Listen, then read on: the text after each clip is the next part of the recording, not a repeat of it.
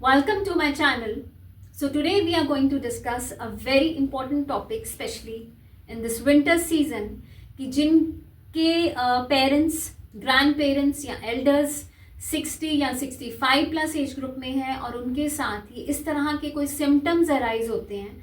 तो उसको चेक में रखना इस विंटर सीजन में बहुत ज़्यादा इम्पॉर्टेंट है। देखिए उसमें कुछ सिम्टम्स होते हैं जैसे जिसको हम कहते हैं डिसओरिएंटेशन, अजीब अजीब बातें करना, डिसओरिएंटेशन, डिलीरियम,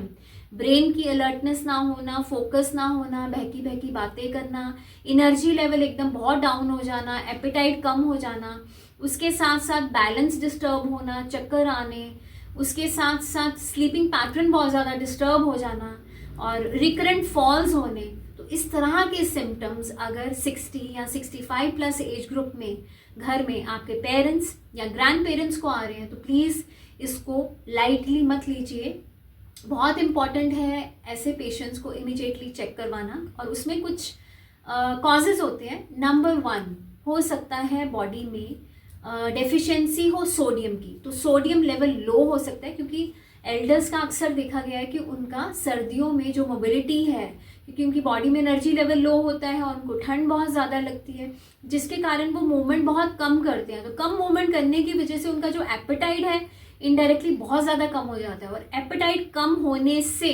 वो देखते हैं कि उनकी बॉडी के अंदर सोडियम की जो डेफिशिएंसी है वो बहुत ज़्यादा हो सकती है, जिसके कारण उनके बैलेंस में प्रॉब्लम, लेग्स में पेन रहना, फटीक रहना या ब्रेन में अलर्टनेस ना होना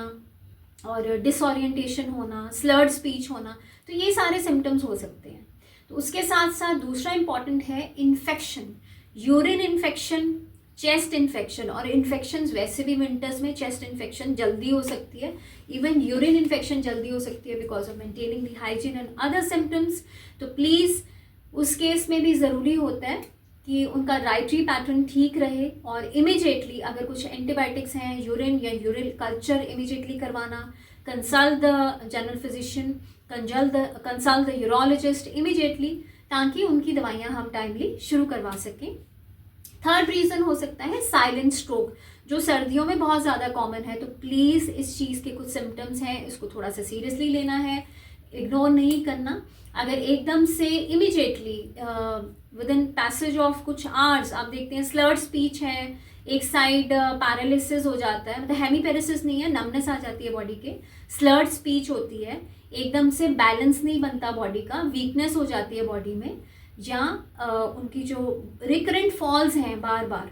और फ्लैसिड थोड़ा सा लगता है बॉडी का एक एरिया, तो वो साइलेंट स्ट्रोक भी हो सकता है। तो प्लीज़ उसको इमीडिएटली ऐसे पेशेंट को हॉस्पिटल लेके जाना है, consult the neurologist, consult the general physician, उसमें बिल्कुल भी देर नहीं करनी है और immediately take the action, because ये सिम्टम्स सर्दियों में अक्सर आते हैं। तो प्लीज़ अपने एल्डर्स का सर्दियों में, विंटर्स में ज़रूर ध्यान रखें और इन सिम्टम्स को वॉच करते रहें। और इसके रिगार्डिंग कुछ भी